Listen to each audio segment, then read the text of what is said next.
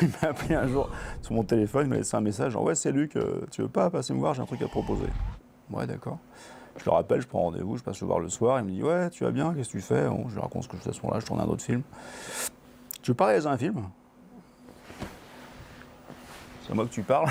Il m'a dit « Ouais, je pense que je sais que tu voulu faire des courts-métrages, est-ce que ça t'intéresse de faire ça? Tu lis, tu me rappelles. » J'ai lu, j'ai pas dormi de la nuit, je l'ai rappelé le lendemain en lui disant « Ouais, ça m'intéresse, d'accord. » Il m'a dit « D'accord, on commence en janvier. » Et c'était parti. Le polyam, là-bas, il faut qu'on l'amène sur la gauche. Ce qu'il faut déjà, c'est qu'on installe la caméra et qu'il puisse la gueuser, tout ça. 3, 2, 1, action!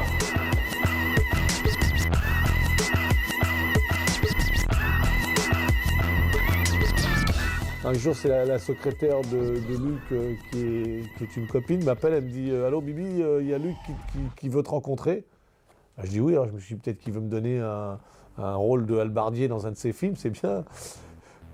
Oh, je vais l'appeler, elle me dit « Non, c'est parce qu'il veut écrire un scénar avec toi. » Je dis « Bon, bah là, arrête tes conneries, dis-moi. » Et en fait, oui, il voulait écrire un scénar avec moi. Et alors, je suis venu, il m'a dit je vais te parler d'un truc que tu connais, c'est la banlieue. Et imaginons que la banlieue a été abandonnée, elle est entourée d'un mur et qu'il y a une ordure qui tient tout ça. Et qu'il y a un mec de la banlieue et un flic qui veulent lui péter la gueule. Je lui dis ouais, ça me va.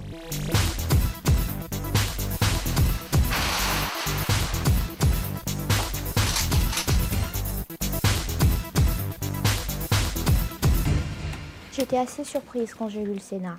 Parce que ça m'a étonnée que quelqu'un connaisse aussi bien la banlieue et ce mur. Parce que même s'il n'est pas visible, aux portes de Paris, quand même, on le voit. Effectivement, les frontières, elles existent déjà. Puisqu'on parle déjà de 92, 93. Même s'il n'y a pas de mur, en fait, ils sont déjà là.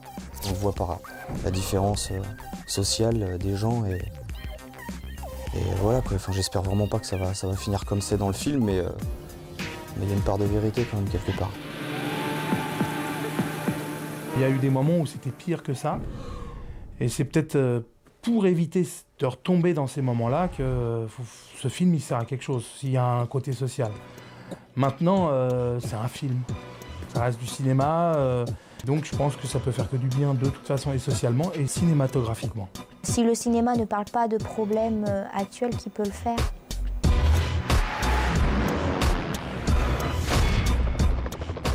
On a quand même eu 3 mois de préparation. Durant ces 3 mois, on a eu la chance aussi de bosser quand même tout ce qui était chorégraphie, cascade, action, et c'était pas de trop, quoi.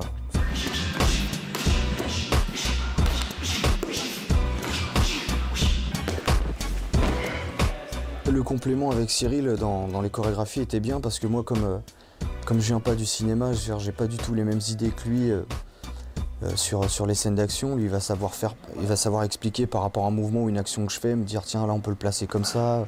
Une idée que j'aime bien, qui est quand même, on est obligé de la préparer parce qu'elle est esthétique, elle est un peu compliquée à faire, mais je l'ai trouvée réaliste dans son contexte, c'est le passage où David passe dans la lucarne. Attention, 3, 2, 1, go! Et quand il m'a parlé de cette scène, je lui disais ouais non mais t'es sûr que je peux le faire parce que le mouvement je sais mais je l'ai jamais fait quoi. Je fais mais si t'inquiète pas, on va le travailler et tout, donc on avait travaillé avec des tendeurs. Et puis au fur et à mesure avec l'habitude on va rétrécir parce que t'auras l'habitude du mouvement et tout. C'est-à-dire qu'on avait fait venir une porte, un tuyau pour qu'il puisse se tenir, et on avait des tendeurs. Et à chaque fois que je repassais, moi, je lui serrais les tendeurs comme ça. Et puis à un moment donné, on s'est rendu compte que les tendeurs étaient plus petits que la lucarne. Et il ne touchait plus les tendeurs. Et donc là, je lui ai dit, bah là, David, maintenant tu peux passer. Puis le jour du tournage, il n'y a pas eu de problème, quoi. Je pense pas que s'il y avait eu autant de répétitions et qu'il me l'avait amené comme il l'a fait, qu'il y aurait eu que 2 prises le jour du tournage, quoi. J'y aurais été parce que j'ai l'esprit et que je me serais jeté, mais pas avec la même certitude que comme on l'a fait.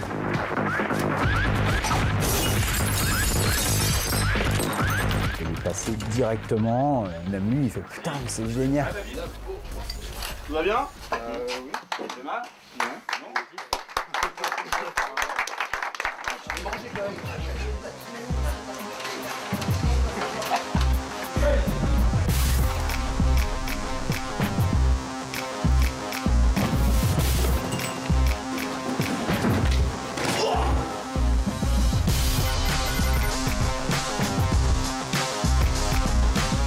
L'histoire du casino, c'est qu'on voulait que le personnage de Damien se retrouve coincé en fait dans la salle des coffres.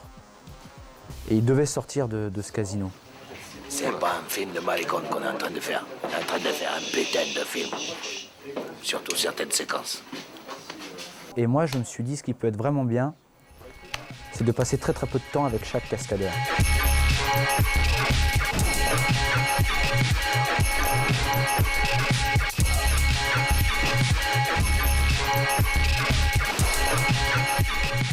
Je voulais pas faire une chorégraphie surréaliste de kung-fu. Je voulais déjà pas faire de position, de pose de kung-fu.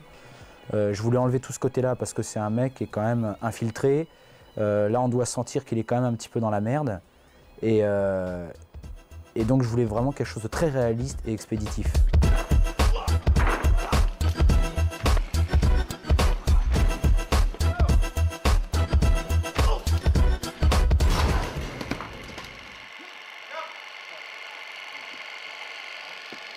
Quand on fait un film d'action, de toute façon, le but du jeu, c'est de le faire le plus impressionnant possible sans prendre de risques. Il n'y a aucune raison de blesser ou de tuer quelqu'un sur un film. Si je pars là et je le dégomme en dessous. La séquence du casino, par exemple, qui est, je trouve qu'il y a 2 sauts absolument impressionnants où il retombe sur une table, une fois à les pieds normaux et une fois sur le dos. Ils les font en vrai, ceux-là. Ils se jettent vraiment. Sauf qu'ils ont 20 ans d'expérience pour le faire. Et ça fait des années qu'ils s'entraînent à tomber correctement. Et sachant que Cyril, en plus, a fait l'école du cirque, il retombe sur ses pattes, mais il n'a pas improvisé comme ça. Point de vue préparation, moi j'ai fait la chorégraphie dans ma tête avant. Ensuite, on a eu la chance de rencontrer le chef déco, qui nous a permis de construire des choses en fonction de certaines cascades. Donc ça nous a pris à peu près 2 mois. On a fait appel à des professionnels, vraiment de bons cascadeurs.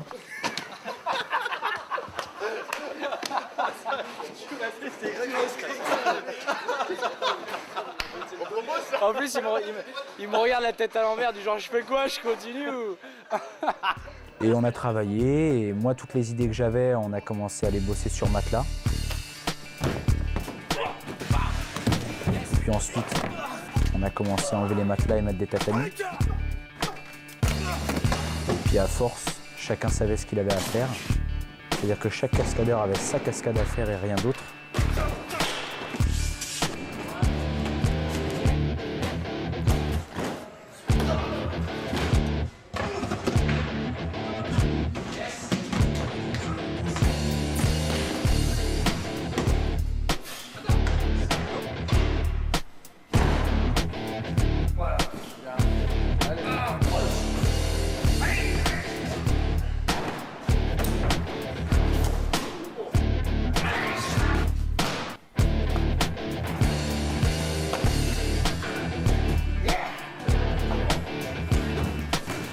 Ce qu'on va faire quand même là pour que chacun sache ce qu'il a à faire, c'est de partir du début et de placer tous les gars. Et de dire à tout le monde le 1 où est-ce qu'il meurt, le 2 ce qu'il va faire et ce qui va lui arriver, tu vois, jusqu'au 17.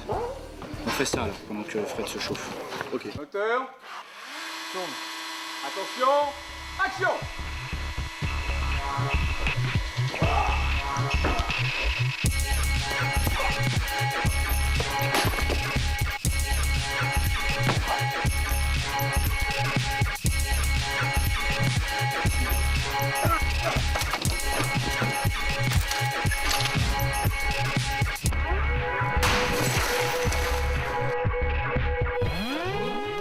casino, ouais, c'est terminé. 6 jours de folie et d'action et plein de morts. C'était bien. J'explique souvent qu'en fait, ce que nous, on a fait dans nos démos ou dans toutes les vidéos qu'on a pu faire au caméscope, c'est-à-dire que c'est quand même pas professionnel, hein, si on prend... c'est plus des choses qui se sont faites au feeling. Ce que les gens aiment de ce qu'on fait en caméscope, c'est tout le monde le dit, c'est à l'arrache, quoi. Cyril et David étaient là depuis le départ, ça c'était certain, parce que ce film a été écrit pour eux. Les rôles qu'on avait à faire autour, il y avait des rôles importants, il y avait K2. Il fallait un mec qui sache jouer, mais qui soit quand même une masse, il y a très peu de gens. J'ai passé le casting de Taha. Et en fin de compte, à la fin, on m'a rappelé pour me dire bah, on pense à toi pour un autre rôle. Si ça te convient, c'est cadeau. Et puis moi, j'ai trouvé ça terrible, quoi. Eh ben dis donc, je vous fais de l'effet, les filles. Il est là, ton patron? Pas vu aujourd'hui. C'est pas grave, je l'attends. Non, non, alors pas vu aujourd'hui, c'est... Pour l'instant, c'est pas vu aujourd'hui. Et quand il va vouloir y aller, d'accord, c'est non. Là. D'accord. Bibi était, comme beaucoup d'autres, il avait beau avoir écrit le scénario, il a été casté. Luc m'a dit il faudra que tu fasses les essais pour jouer le rôle de Taha. Mais comme moi je suis un mec plutôt rigolo et qui fait tout le temps le con, les gens sont habitués à me voir faire le couillon, ils se sont dit ça va être difficile de faire jouer un méchant à Bibi. C'est Taha Ben Mahmoud. Taha Ben Mahmoud. Je suis arrivé, je savais déjà ce que voulait le réalisateur puisque j'en avais parlé avec eux avant. C'est ce qui a fait peut-être que j'ai décroché le truc, j'ai eu plus de chances que les autres de décrocher le truc. Mais j'étais pas pistonné plus que ça parce que j'avais écrit le scénario. Qu'est-ce que c'est que cette merde? Il y a deux? Ouais. Il y a 23 heures pour moi cette merde. Il s'avère que c'est vraiment lui qui était écrit pour ce truc-là, donc on n'a pas eu de doute non plus sur Bibi. Dany a passé des essais aussi. Je suis arrivée sur le tournage, on va dire un peu grâce à Luc, qui a cherché à avoir mes coordonnées pour que je vienne passer des castings et des essais. Merci de m'avoir amoché dans ce film. C'est l'éclatade. Il n'y avait pas de doute, il y avait déjà une ressemblance, une connivence qui marchait tout de suite avec David. Donc leur fraternité c'est apparu assez évidente, donc on a choisi tout de suite Dany. David, comment dire, vu que moi je suis Lola, David c'est mon frère et j'ai des rapports très proches avec lui. Au début c'était assez difficile quand je bossais en répétition parce que je le connaissais pas encore, je savais pas du tout quel visage il avait. Bon, j'avais entendu parler comme ça un peu du parcours, mais je savais pas du tout qui c'était. Donc j'ai demandé à avoir une photo, mais la photo elle n'était pas très précise et quand tu dois construire une relation aussi forte que celle de Leto et de Lola, puisqu'ils sont tous les deux tout seuls dans cet appartement au milieu du ghetto. Donc c'était un peu difficile. Donc j'ai insisté pour le rencontrer. Moi j'étais en répétition et la coach Armelle m'a appelé pour me dire qu'elle voulait absolument me voir avant le film pour pouvoir mettre une tête sur le nom et tout ça. Moi je me rendais pas vraiment compte, mais le fait de l'avoir vue, c'est vrai que c'était plus facile après, même devant la caméra, de jouer avec elle. On a joué pendant 1 heure, 2 heures ensemble et après c'était clair. Si on nous avait mis face l'un à l'autre, c'était pas un hasard. Il m'a apporté des choses et je lui ai apporté des choses. Et même encore à l'extérieur, on est toujours en contact et on se confie nos petits soucis, nos petits problèmes. Et voilà, c'est quelqu'un que j'aime beaucoup.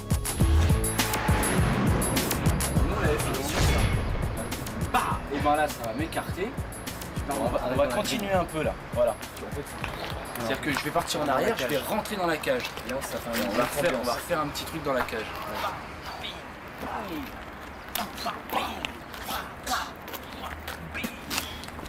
La scène la plus difficile, je pense que ça a été sur le toit. La scène au combat final, parce qu'on a commencé par ça. Et que c'était le premier moment pour nous où on commençait dans le film, où on parlait. Donc c'est ce qui allait lancer aussi le film. On allait prendre le rythme du film. Et je crois que c'est le moment où j'ai eu plus de pression, quoi, à gérer le jeu et le physique en même temps. À mon avis, ça peut être bien que dans la cage, donc toi tu serais à cette place-là, je t'écoute, tu vois. On arrive à rentrer dans cette cage et là je te dis, mais attends, je veux que tu m'approches gentiment. Et puis je suis là et machin. bah, moi je suis pas en garde parce que je te regarde. Bah non, t'es là, c'est là que ça se passe. Donc là, bah, je te balance le coup de coude. Et là, à mon avis, j'essaie directement de grimper en haut. 3, 2, 1, action!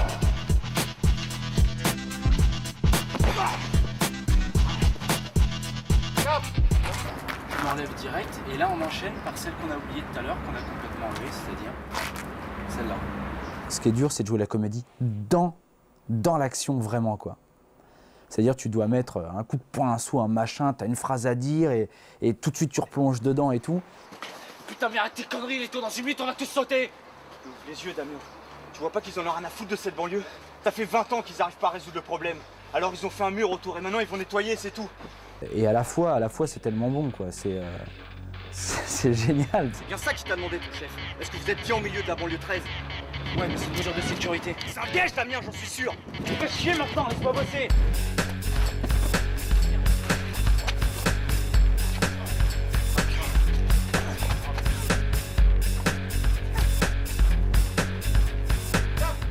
Prends juste le coup de pied. Mais mets bien ta parade haute que je te mette pas un coup de pied sur le crâne. Ah bien, on va rouler. C'était vraiment important pour nous de tout faire en live parce qu'on a quand même conscience qu'on est... Enfin, on débute, quoi. On n'est pas encore des acteurs. On débute et on espère qu'on pourra continuer grâce à ce film-là. Donc la chose, on va dire, la plus authentique qu'on avait, c'était ça. La chose qui était vraie en nous, c'était de donner cette action-là. Et en plus, on nous donne la chance de jouer. Donc on va dire que ouais, c'était vraiment, vraiment important qu'on fasse tout et qu'on ne soit pas doublé de A à Z.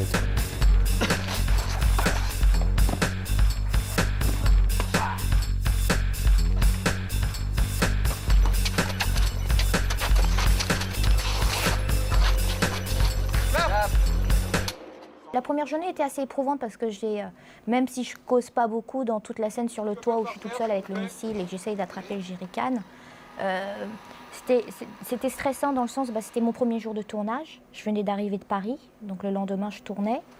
J'étais toute seule avec une équipe de tournage que je ne connaissais pas. C'était pas une scène parlée, donc tout doit se passer sur le visage, dans le regard et dans la respiration. Donc c'est assez dur. Et puis le sol était brut, tu vois. Il y avait des clous, il y avait des petits cailloux. Le décor, il était comme ça. C'était pas facile pour Dany de rester quand même pendant 2 jours allongé par terre sur le béton avec des chaînes en plein cagnard, en se réveillant dans la poussière, parce que c'était vraiment du béton, quoi. Il n'y avait pas de matelas, il n'y avait pas de truc. C'était un peu hardcore, mais en même temps, comment te dire, j'ai eu un énorme trac parce que je me suis dit, mince, c'est mon premier jour sur un tournage de film de cinéma, c'est cool. Et en même temps, c'était, c'est quelque chose, je m'en souviendrai toute ma vie. Tout le monde est prêt, parce qu'elle va se geler les miches toute la journée, donc on la déshabille au dernier moment. Il faisait super froid, la pauvre, elle était accrochée, habillée vraiment pas chaudement du tout. On était en Roumanie. Elle était en collant, déchirée, les 4 pattes dans le béton. C'est ça Jean-Pierre Masse, les gars, bravo! Et puis c'est vrai que la pauvre, elle s'est rendue compte que pendant 2 jours, la caméra était tout le temps sur elle et tout, et que tout d'un coup, elle était au pied de la bombe, menottée, toujours dans le même froid, avec sa couverture. Même pendant un moment, Pierre, il m'a oublié. Pendant qu'il donnait les indications, parce que de temps en temps on me libérait les menottes pour que je puisse mettre de la crème pour éviter d'avoir trop de bleu, etc., que ça se voit parce qu'on en avait besoin pour d'autres séquences. Ouais, c'est bien sûr de la soulager, mais elle a souffert sans rien dire pendant 2 jours complets.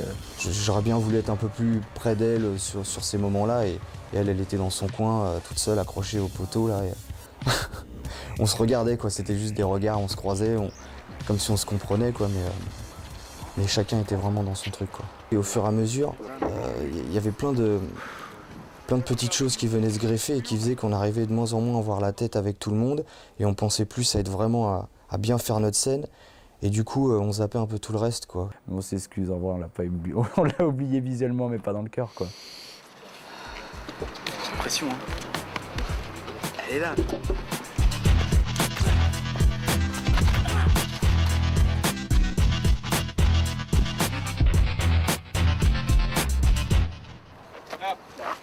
Là, franchement, j'arrive, j'ai l'impression de dire mon truc tout seul dans mon coin, quoi. Non, c'est pas encore tout à fait fini. Ah oui, je réponds à ton truc, mais tu sais, j'arrive et je suis tout seul moi. J'arrive quand j'entends rien et je suis dans mon trip, tu vois. C'est pas encore tout à fait fini.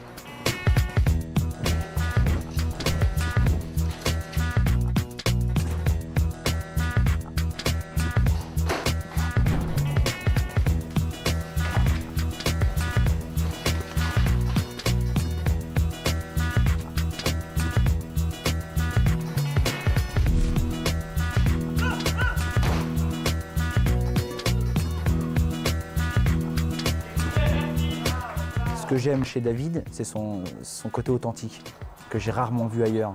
Mais ce qui m'a le plus étonné, surtout sur la démo de David, c'était le côté présence physique et mentale, qui est assez difficile à retrouver. C'est-à-dire on peut voir un bon cascadeur, mais on n'est jamais vraiment sûr qu'il sait ce qu'il fait. Donc tout de suite, je me suis intéressé à ce qu'il faisait.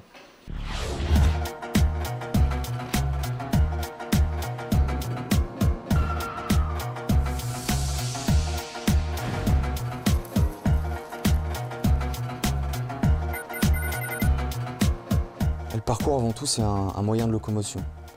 C'est une technique qui permet, on part du point A et il faut arriver au point B par le moyen le plus simple et le plus efficace possible. Donc c'est s'adapter, on va dire, à tous les genres de structures qu'il peut y avoir en ville, au milieu naturel. Donc c'est ou bouger sur des choses qui ne sont pas forcément prévues à la base pour ça. Et c'est une liberté de mouvement et un moyen de déplacement. Action!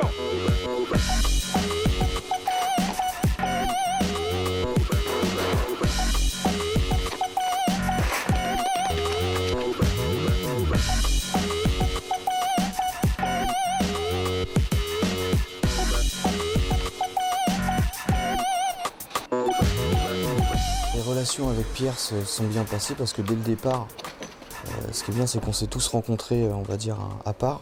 Et il m'a vu pour voir mon idée du parcours, comment je voyais le déplacement dans le film, et voir si on était sur la même longueur d'onde, quoi. Donc on a bien discuté au départ et puis je me suis rendu compte au fur et à mesure qu'on tournait que ça se passait exactement comme il me l'avait dit. Et moi j'ai vraiment été aussi mis en confiance parce que j'avais un peu la pression quand même. Et après ça s'est bien passé, quoi. Sur ce saut-là, ça t'intéresse s'il y en a deux qui partent en même temps, qui fassent en même temps? Bah, c'est ça, en même temps, en léger décalé. Non, Enfin, ouais, décalé. enfin, je dis. Mais ça, je vais voir, on va les Quand répéter. il y en a je vais un voir qui est ce dans se le passe, plané, il y en a un qui prend l'appel. Voilà. Avec David, c'était très simple parce que comme je suis intimidé lui aussi, on s'est parlé doucement dès le départ, on s'est approché tranquillement, on a fait connaissance. Et il n'y a pas eu de, je pense pas ni de sa part ni de la mienne, d'angoisse par rapport au fait de communiquer ensemble parce qu'on est tous les deux assez réservés. Mais du coup, personne n'a peur de l'un de l'autre, quoi. On était tranquille, on a communiqué rapidement. On était d'accord dès le départ, dès les premières lectures, sur le ton qu'on voulait donner au film, sur ce qu'il voulait faire, et sur le ton que je voulais moi en faire. Donc on a très vite communiqué facilement avec David.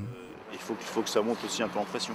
Plus ça va, plus tu le tiens, donc plus il réagit, donc plus tu le reprends, donc plus ça grimpe, pour justifier qu'à la fin, il jette, autrement il ne le fera pas. Il n'arrête pas, c'est un militaire, faut qu'il y aille. Attention! Action!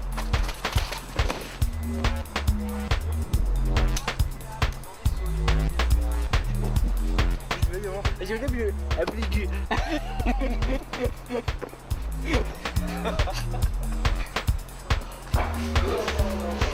Il le défoncer.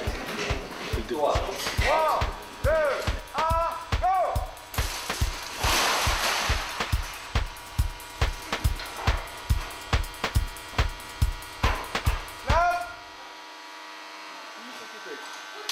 C'est pas la petite maison dans la prairie, notre histoire. On a besoin de l'ouverture, Steph? Je vais sortir encore plus vite. Attention! Action!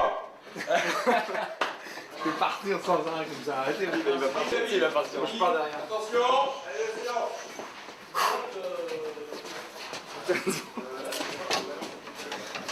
Le silence! Non, non, Attention! Action!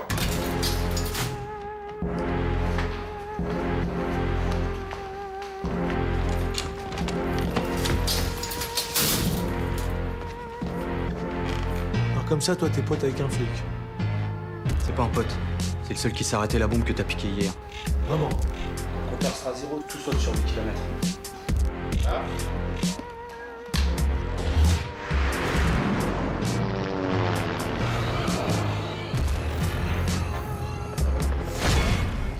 Alors, t'es un peu énervé quand même. Hein. Ouais, ça m'a énervé tout ça. Ça m'a tracassé un peu. J'ai perdu du temps là. Ça commence à... Je sais pas que ça a branlé. D'accord. Lui, il fait quelqu'un d'extraverti, qui parle facilement, qui a la gouaille facile. Et moi qui suis timide, généralement quand les gens sont comme ça me simplifie la vie, ça m'ouvre, ça me donne confiance. Donc j'avais rapidement envie de parler avec Bibi. Ah non, alors je lui pose. Ouais, il m'a dit jette-la, moi je l'ai jeté. Bibi, c'est Louis de Funès. Bibi. C'est un compliment, mais à la fois, j'ai pas essayé de copier, mais bon, c'est dans mon caractère. C'est toujours ce truc de vouloir être agréable aux autres et être agréable avec les autres et puis d'être aimé. Alors bien sûr qu'il faut faire le job, mais si entre deux, on peut passer un bon moment et se marrer, moi je veux bien être Louis de Funès toute ma vie. Et je veux bien être Louis de Funès à l'écran. Ouais, je sais pas si Bibi c'est Louis de Funès, mais il parle beaucoup, quoi. Dès que je tourne le dos, c'est le bordel. Je répondrai comme ce que je réponds aux institutrices et aux instituteurs de mes enfants. Quand ils me disent vos enfants sont bavards, vos enfants sont dissipés, vos enfants ont toujours quelque chose à dire, et je dis que c'est bien dans la vie d'avoir toujours quelque chose à dire et c'est bien de ne pas être effacé. Non, t'as pas le droit, tu dois me laisser, tu dois respecter le... T'as dit que t'as un paquet de mecs de l'ASCAR devant ton commissariat. Pour commencer, je baisserai d'un ton. Tu dois respecter le mec qui rentre dans son personnage. Maintenant, il y a un truc infernal, c'est le truc qu'il faut éviter. Tu sais, quand on partait en promotion, on partait à 2 bus. Et tout le monde, on se serrait plus dans le premier bus parce que dans le deuxième bus, il y avait Bibi et MC Jean Gabin. Et quand t'es au milieu, t'es comme ça pendant tout le trajet. C'est pas possible. Ouais, pendant les promos, j'ai dû faire deux voyages avec Bibi. Après, j'ai changé de bagnole, quoi. Non, parce que moi, pour moi, c'était plus le moment de pouvoir en profiter un peu pour me reposer, faire une petite sieste, mais c'était impossible, quoi. Surtout avec Gabin aussi, mais c'était même pas la peine, quoi. Dès que les deux étaient ensemble, fallait les débrancher, quoi. C'est vrai qu'à un moment donné, on se retrouve, Gabin et moi, c'est tellement inimaginable. C'est un tel miracle de se trouver là où on est aujourd'hui. On est comme des gamins à qui on aurait donné un jouet et puis qui sont là, ils sont excités, on est tout le temps excités, surexcités. Et tout d'un coup, on se retrouve deux surexcités dans la même aventure. Ça doit être très pesant pour les autres. Ben ouais, parce qu'ils se sont trouvés, quoi. Ils parlent, ils s'arrêtent jamais. On peut avoir 4 heures de route en voiture, t'entends pas la radio, quoi, ouais. Et Bibi, Gabin, là, pour réussir à en placer une dans une conversation entre les deux, faut se lever de bonne heure. Hein. Moi, je l'ai trouvé vachement humble, parce que il se remettait en cause. C'est-à-dire qu'il aurait pu faire un tas, on lui a dit super, et puis il n'était pas sûr, quoi, lui. Donc il voulait être sûr. Déjà, humainement, un mec qui se pose des questions, c'est déjà intéressant. Je ne prends pas pour quelqu'un d'autre.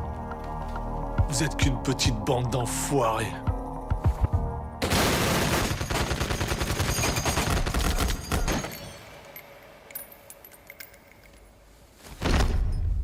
Je trouve que c'est beau de mourir comme Scarface et de se dire que je ne sais pas ce que je ferai derrière comme autre film. J'ai pas fait de grands rôles, j'ai fait que des petits rôles jusqu'ici. C'est mon premier vrai rôle important. Mais c'est bien, aujourd'hui, je me dis que j'ai interprété un personnage qui n'ont pas copie, mais qui fait un clin d'œil à Scarface. C'est pas mal quand même.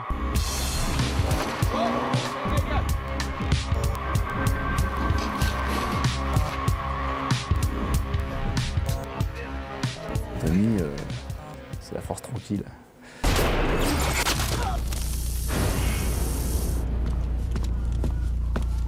On cherche l'appart de Leto. T'as une idée des numéros? Le 14? Merci. On a toujours eu des rapports extrêmement complices aussi avec Tony.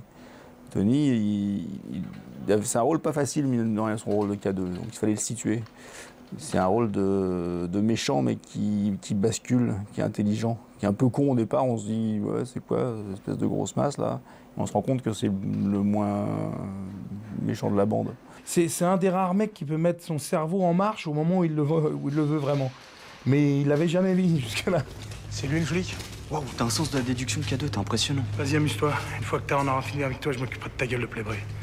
Bon allez, suivez-nous et faites pas les marioles, on est nerveux. C'était pas facile de respecter ça et de caler ce personnage-là, donc on a beaucoup parlé de ça avec Tony. Régulièrement sur le plateau, on se disait mais tu crois pas que ça, plutôt ça. Et c'était par petits pas où on avançait, c'était très agréable. Je pense que c'est un mec qui est très très cool, ce K2, et qui n'a pas besoin de réfléchir, jusqu'au jour où on l'oblige à réfléchir. Et là, on s'aperçoit qu'il peut. Il y a sa sœur, Lola, la sœur de Leto. Elle travaille à l'hyper. On n'a qu'à la récupérer et on l'oblige à sortir de son trou. Ah, tu vas quand tu veux. Va me la chercher. Et ça m'a plu, moi, à jouer. Parce qu'il a l'air vraiment bébête au départ et en fin de compte, pas si con que ça, quoi. Bah, avec le K2, ça s'est bien passé. Je l'ai vu sur les répétitions au début et j'ai parlé un peu avec lui, il m'a mis en confiance et sa vision aussi du cinéma, toutes ces choses-là. Enfin, il y a eu un échange qui était vraiment bien avec Tony, quoi. Moi j'aime bien Tony, moi. En tout cas dans le film, il me fait bien marrer. Et j'adore son rôle en fait, j'adore son personnage et je trouve que lui, il a un cœur comme ça dans la vie aussi, quoi. C'est vraiment quelqu'un qui est costaud, qui est balèze. Et puis c'est un mec en fait qui a vraiment du cœur et avec qui on peut discuter ouvertement et qui est très sympathique, quoi. Tony, c'est celui qui voit à travers moi, quoi. Qui sait que je cache alors que je lui ai rien dit. C'est un mec qui est d'une lucidité extraordinaire. C'est un mec qui a de la tendresse, qui a de la douceur. Moi, je suis pote avec lui et je suis fier d'être pote avec lui. Et j'ai envie de refaire des aventures avec lui, de refaire des films avec lui parce que c'est un bon mec. Je me souviens, un jour, on avait une séquence où ils étaient tous en face de moi et moi, je suis assis dans mon bureau.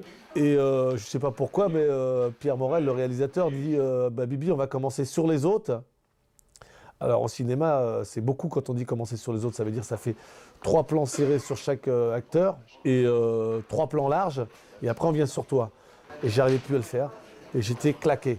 Et on est là, on regarde, il y a comme 40 personnes sur le plateau. Et tu es là, tu dis, tous ces mecs-là, ils te regardent.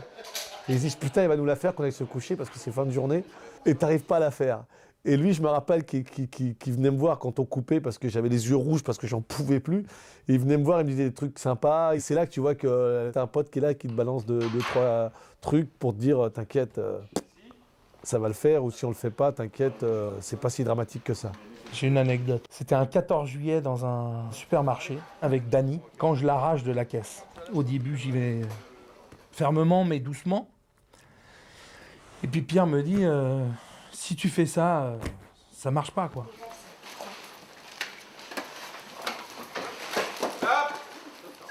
Alors il me dit, vas-y, prends-la, quoi. Allez, tu le prends et puis t'y vas, quoi.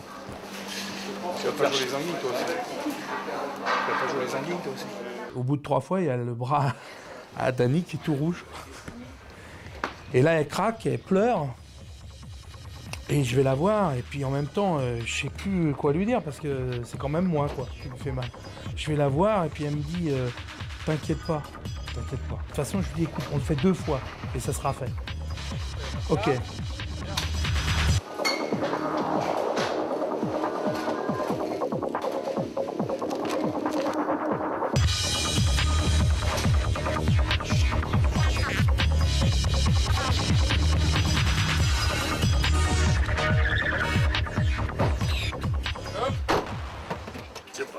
Tu sais, je pèse pas très lourd, alors tu peux faire ce que tu veux de moi, ça c'est sûr. Ce que je veux? Bon d'accord. Si tu peux pas, moi je peux... Excuse-moi, je fais pour un playboy d'un coup, parce qu'il m'a pris. On l'a fait, voilà, elle a mal, ça fait partie du jeu, mais c'était très très dur, même pour moi, parce que évidemment elle pleure, elle est toute frêle, etc. Tout le monde va la voir, elle dit ça va aller, t'inquiète pas. Puis moi je suis un gros monsieur, gros balèze qui fait mal, et donc moi je pleure pas, alors que j'ai envie de pleurer, et que personne viendra me voir si je pleure pas. Mais il faut que je pleure pas.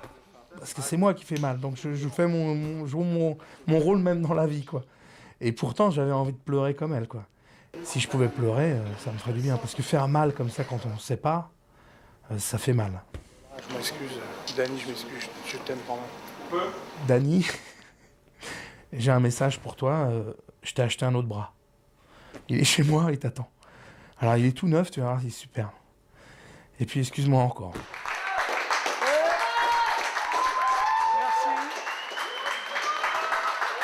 Vainqueur par KO, Dany Bellissimo. Merci à tous, au nom de Dany, parce qu'elle ne peut pas s'exprimer. Je suis très heureuse que vous soyez nombreux à notre mariage. Merci à toi. Dany, la seule fille du film, dis donc, quel bonheur c'était. Quelle crevette là. Espèce de petite crevette adorable et super timide au milieu d'un monde de brutes là. Toi, des mecs tous aussi balèzes l'un que les autres. Et il y avait elle qui est plutôt fluette, plutôt mimi. Je crois que David et moi, on l'a pris un petit peu tous les deux comme, comme une petite sœur. Même si dans le rôle, c'est pas censé être ma sœur.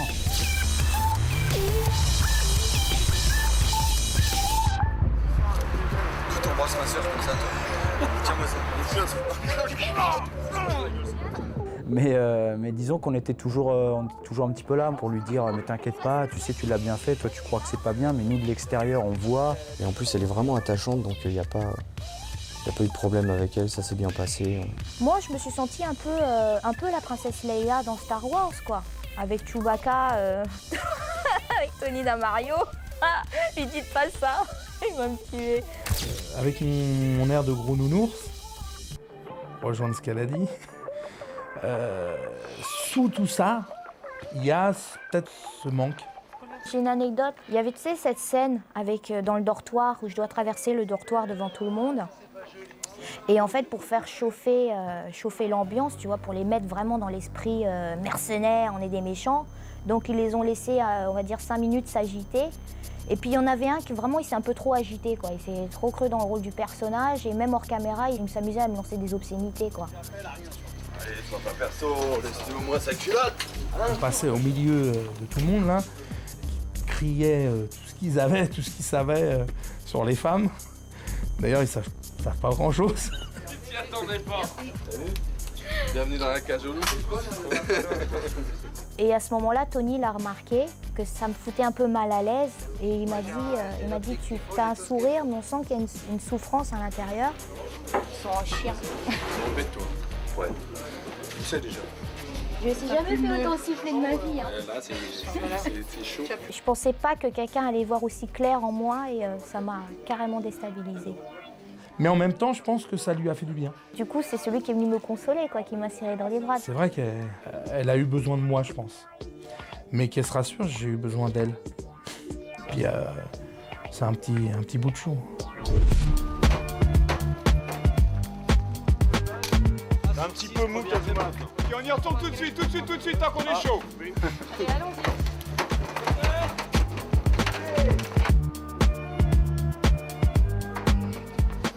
C'est un mec qui est pur, qui est droit, qui a une bonne mentalité et on en rencontre très très peu des mecs comme ça, même dans les associations de quartier, parce que lui il fait que ça, quoi, de s'occuper des mômes, et des mecs comme lui, purs comme lui et sains comme lui, on en rencontre très très peu. Si demain c'était à refaire et puis que j'étais un mec des quartiers, je voudrais bien être Leto. Pour ça je le respecte, ce mec. Je connaissais pas David avant ce projet-là. C'est-à-dire que c'est Luc qui avait une histoire avec David, moi j'avais une histoire avec Luc. Donc avant vraiment que le scénario soit écrit, Luc nous a réunis. Moi je partais en Thaïlande à cette époque-là, et je lui ai dit bah écoute, viens avec moi quoi. Donc on a appris à se connaître en Thaïlande, et vraiment de la Thaïlande est née une amitié quand même assez importante. On s'est fait griller. Ça nous a vraiment rapprochés parce que je le connaissais pas du tout avant. Et je veux dire, sur le point de vue humain, j'avais vraiment l'impression de rencontrer le gars que j'avais toujours voulu voir par rapport à ma discipline, parce que c'est quelqu'un de complet, c'est quelqu'un de professionnel, et ça nous a beaucoup aidé pour le tournage. Et dans l'histoire de Leto et Damien, il y avait aussi des petits bouts d'histoire de Cyril et David, quoi.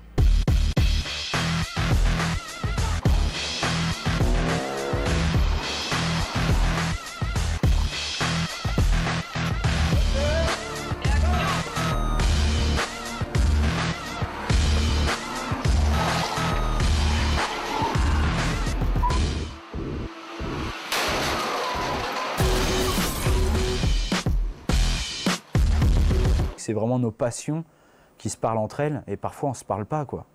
On évolue, on bouge et on se pose pas de questions. C'était le dernier plan de David Bell sur ce film.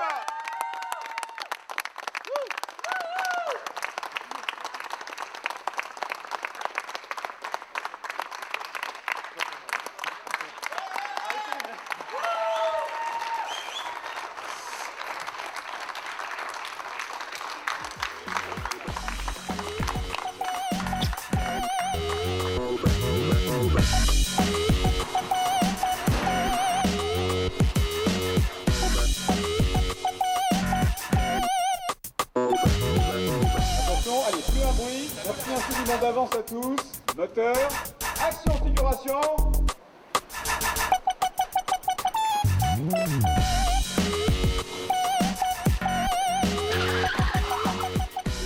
Là. Merci beaucoup, bravo. Sort 2 sur 4, deuxième clap de fin. 100 mètres. C'était bon si je peux. Bon week-end, Ça a merci sifflé, à il tous, fallait fin de s'arrêter. journée, fin de semaine, merci infiniment. Mettre les jambes au frais. Vous savez, on s'est déjà rencontrés avant sur d'autres films. Lui en tant que cascadeur. Et on a été amené à collaborer beaucoup parce qu'effectivement, c'est lui qui chorégraphie ses combats. Donc c'était des allers-retours de je te propose un numéro, on le met où? Je pense qu'on peut le mettre là. Je pense que ça s'organise comme ça, dans tel décor, ça va, oui, non, crac, voilà. Donc pendant tout le film, on a travaillé comme ça. Je bouge pas, attention, comme ça. D'accord, on peut essayer ça. Je replace. Attention, action.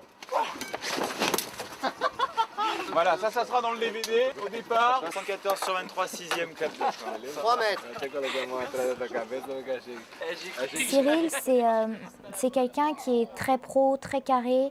Je l'ai vu sur le tournage et il sait très bien ce qu'il doit faire, il sait très bien par rapport à l'angle de la caméra, etc. Donc il est toujours en permanence dans un niveau de sérieux sur le tournage. On va dire que je me suis plus rapprochée de Cyril quand le film a été terminé. Plusieurs personnes m'ont dit ça, c'est-à-dire qu'on passait sur le tournage et on n'a pas trop envie de te parler parce qu'on voyait que j'étais à droite, à gauche. Mais quand le film s'est arrêté, moi il y a tout qui... Ça y est, c'est fait quoi. Tout s'est bien passé et là c'est la plus grosse réussite. Donc effectivement c'est là que je commence à parler plus facilement avec les gens et puis à déconner surtout parce que quand je suis dedans, je déconne un petit peu moins, c'est vrai. I am Benito. Vous me reconnaissez pas? Tant pis. C'est un mec qui avait envie de faire du cinoche, qui avait envie de devenir acteur, mais il a vu que c'était pas facile, donc il a fait un métier parallèle au métier d'acteur, qui n'est pas valorisé, qui est ingrat, et il a monté des super coups, il est dans toutes les belles aventures. C'est lui qui va au feu à la place des beaux gosses et des stars du cinéma. Alors respect, et puis respect parce que tout d'un coup il se retrouve là où on l'attend pas, c'est-à-dire il fait l'acteur et il le fait vachement bien. Benito, qu'est-ce que tu fais? Je m'appelle pas Benito non plus. Je m'appelle Damien. Première section d'intervention. Carlos Montoya, vous êtes en état d'arrestation. Benito, un flic. Tu flippes un petit peu de ce que vont bien pouvoir penser les gens. Et puis on t'attend toujours au tournant en fait. Donc c'est là que tu te dis, oula.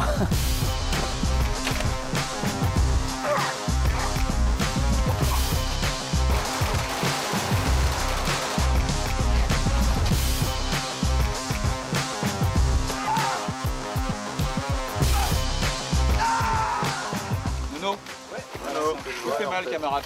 C'est le vrai, là. Physiquement, c'est incroyable, quoi. Moi, je suis obligé de raconter aux autres ce que je voyais, parce que quand on m'a dit, ouais, on me reconnaît, ou un truc comme ça, on me demande alors, machin, les deux autres, là, et j'étais obligé de leur dire, c'est pas accéléré, quoi. Je l'ai vu, j'étais là, moi. Moi, je l'ai vu quand il passe l'autre dans la fenêtre, j'ai vu l'autre quand il saute dans la voiture, j'étais là. Moi-même, je croyais que je me frottais les yeux, je dis, merde, je suis là. Ça peut pas être accéléré, c'est du vrai, quoi. Et c'est ça qui est extraordinaire, quoi. C'est que tout est fait c'est des bêtes physiques, quoi. C'est un des trucs que j'aurais aimé faire, quoi. Mais j'ai pas le physique pour faire ça.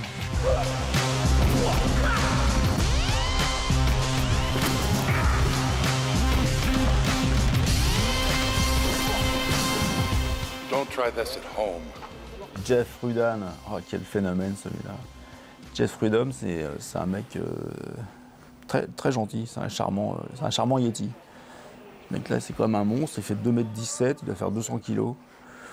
On l'avait rencontré sur Danny the Dog, il a un tout petit rôle dans Danny. Lui, on s'est bien entendu avec lui, ouais.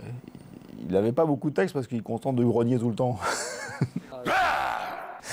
Donc, Donc il n'y avait pas beaucoup de direction sur ce coup-là à faire. Mais c'était pas facile pour lui non plus parce qu'il a beau être très costaud, très grand, très impressionnant comme ça, il se fatigue très vite parce qu'il est lourd. Go! Clap. Eh, c'est drôle. Mais il se reposait, c'est bien, entre chaque prise, il s'allongeait et puis il s'endormait tout de suite. Ah ouais, c'est magique. Tu poses Jeffrey Dahmer dans un coin, il s'endort. Et tu le réveilles, il est prêt.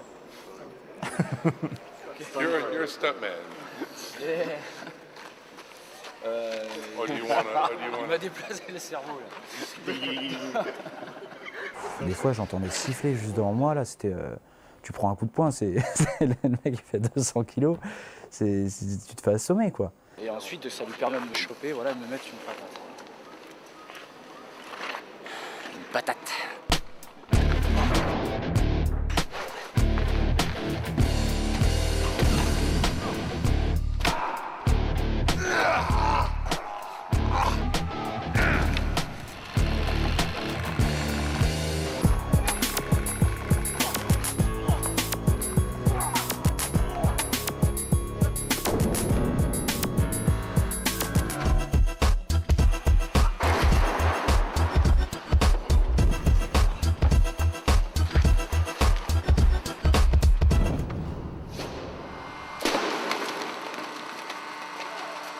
Clap.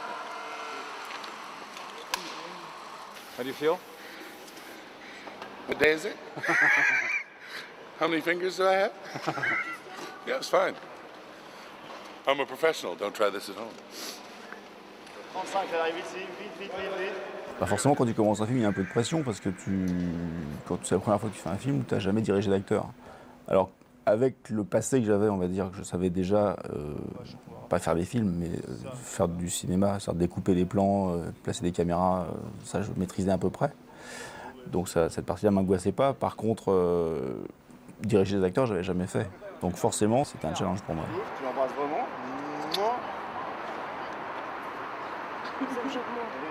Pierre, c'est Pierre. Pierre, c'est un ours.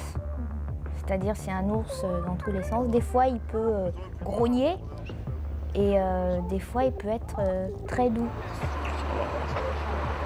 Quand il fait des choses simples. C'est très agréable de bosser avec parce qu'il écoute. Donc, quand tu as une inquiétude, il est là pour y répondre. Et puis, généralement, il dit « T'inquiète pas, on va voir sur place. » Et tu le fais comme tu le sens. Donc, c'est quelqu'un qui te laisse quand même une liberté et qui sait précisément ce qu'il veut. Et dès qu'il l'a, bah, il n'en demande pas plus. Ça y est, pour lui, là, c'est dans la boîte. Moi, j'ai tout de suite senti ce mec-là. C'était un mec, je le regardais, il partait avec ses cheveux comme ça, et puis il partait ailleurs, il me regardait, puis il partait ailleurs. J'ai dit merde, il y a un truc, lui. Je me suis rendu compte qu'au final, il avait vraiment ses idées quand même de réalisateur, quoi. Et ça, c'est vraiment, il y a vraiment des belles images, et comme c'est un chef-op au départ, ça se voit, quoi. Ça me fait dire que je ne me suis pas trompé et que j'espère qu'on retravaillera un jour ensemble. D'ailleurs, si tu m'entends, Pierre... J'ai jamais rencontré un directeur d'acteur comme lui. Déjà, il cadre. Ça donne vachement de confiance quand on voit que le directeur d'acteur cadre. Tu dis que le mec, il connaît bien son affaire. Et il faisait des choses que j'ai jamais vues au cinéma. C'est-à-dire que, si tu veux, dans son plan, il y a 4 plans des fois. Quand tu vois que t'es pas à la hauteur et tout ça. Et ça, pour moi, c'était tellement surprenant que je le voyais avec une telle assurance faire ça. Je me dis, putain, le mec, il est bon. Il connaît bien son truc, donc j'avais 100% confiance en lui. Et quand j'ai vu le film, je savais que ça allait être ça, quoi. Je pense au niveau du caractère, je dois être un peu comme lui. C'est-à-dire il n'avait pas vraiment besoin de beaucoup de parler. Quand Pierre avait vraiment un truc à me dire, même en se regardant, on arrivait à se comprendre. On avait en commun les mêmes idées, les mêmes envies. Donc il m'a laissé quand même super libre. On a pu faire vraiment ce qu'on voulait, quoi. C'était super agréable. Il y a aussi une anecdote qui est marrante, c'est qu'à chaque fois qu'on lui posait une question, alors on tournait, machin, bidule et tout, et on disait « Bon Pierre, ça va, c'est bon ?»« Ouais, mais plus vite. » Moi je vais aller plus vite par contre. Ouais. Et c'était vraiment son mot, c'était plus vite, quoi. Donc ça, c'était Pierre. Ça et ça c'est placé. L'aérotrain est en train de s'installer. Allez, la porte ouverte s'il vous plaît pour le départ. Et laissons le voir, ça me plaît pas. Christian, la voiture, l'ambulance, tu la gardes sur ce côté-là, côté mur. On va glisser la table de prendre par là et Bibi de prendre par là aussi, s'il vous plaît. Vous arrivez à fond la caisse en courant, vous les prenez, vous les jetez, vous montez, vous démarrez. D'accord. C'est vrai que j'avais un gros atout dans ma poche, c'était Stéphane Gluck. Stéphane Gluck, d'abord, c'est, je pense, un des très bons assistants réalisateurs en France. Ici, éventuellement, on le décalera légèrement un tout petit peu par là à la demande. C'est un pote depuis 20 ans, donc on se connaît par cœur dans la vie. Hormis le métier, on se connaît dans la vie, donc on a des complicités qui font qu'on réagit très vite l'un par rapport à l'autre. Et l'avoir, lui, avec cette complicité, plus son expérience professionnelle, parce qu'il a quand même bossé sur des films énormes, comme Jeanne d'Arc, comme Astérix, comme Bon Voyage, enfin comme sur des gros trucs. Je savais qu'en termes de préparation, j'avais aucun souci à me faire et que j'aurais forcément l'appui nécessaire avec cet assistant-là. Donc c'était une Rolls, quoi. Ça tombe bien. Oh, qu'est-ce qui se passe? C'est quoi ce baiser sur le front complètement ridicule? Genre, on dirait que t'embrasses une poule. Je vais pas t'embrasser sur... Pas mal. Pas mal. Puis ce qui est marrant, c'est que comme on avait une complicité parce qu'on se connaissait bien, on avait plein en dehors des prises, on avait des plaisanteries et des vannes, et tout d'un coup, il y avait un mec qui était là et qui était un vrai dictateur parce que tout d'un coup, il fallait y aller. On dégage le champ derrière, s'il vous plaît. Ne reste en place que les policiers. Chut. Non, c'est vrai que c'est un vrai binôme tous les deux, parce que là, il avait un bon avec lui. Voilà, Mathilde, qui est la jeune fille qui est là, va simuler le déplacement. Et à l'action, vous bougez comme on vous a indiqué, s'il vous plaît. Pierre, c'est exactement ce qu'il veut, il a l'œil et tout ça. Et on va dire que Stéphane a sa façon de dire les choses, quoi. Eric est dans le champ, Myriam est dans le champ. Voilà, les allées sont dans le champ. Ce qui n'est pas dans le champ, c'est ce qui est caché par les caisses vertes. Voilà. Et s'il y a un maître en premier assistant, qui est vraiment un métier, c'est Stéphane Gluck. J'aimerais qu'au César, il y ait un César du premier assistant. Parce que s'il y en a un qui doit l'avoir, c'est lui. Et Stéphane fait partie des gens qui respectent énormément les cascadeurs et la cascade, et qui sait qu'il y a des risques réels, qui sait que ça arrive, parfois il y a des accidents. Ah ouais, mais vous restez pas en l'air, vous accrochez ça, on fait ça normalement, s'il vous plaît. Et sa place était importante. Il a vraiment ce côté relation et les principes et sa façon aussi. Il a une philosophie de vie qui est incroyable, quoi. Il a un caractère en béton. Bienvenue dans le monde du cinéma. Un monde plein de rebondissements. Il savait tout de suite comment nous parler, quoi. Il passait pas par quatre chemins et ça fonctionnait très bien, quoi. Et le son, ça allait? Moi, j'aimerais te dire merci, Luc, bien évidemment, pour m'avoir fait rencontrer David, qui est aujourd'hui un très bon ami. Et puis aussi Pierre, merci vraiment d'avoir compris notre passion. Je sais que c'est pas évident et surtout d'avoir cru en nous, quoi. Merci à Pierre, à Stéphane, à Luc, à Cyril pour toutes les chorégraphies qu'il a fait et comment il a pu mettre aussi en avant dans mon art. Et puis bonne chance à tous. Voilà, merci. David, je suis quand même assez fier d'avoir bossé avec un mec comme toi. Et franchement, garde ce côté passion parce que c'est vraiment ce qui fait ta force. Et de toute façon, on se voit demain, quoi. Donc voilà. Merci à toute l'équipe.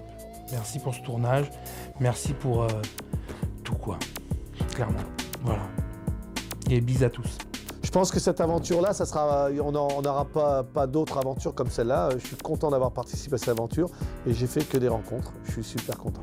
Merci de m'avoir donné plein de rêves dans la tête parce que du coup, je me sens assez forte pour continuer une belle carrière. Comme dirait l'autre, que du beau. Je vous aime!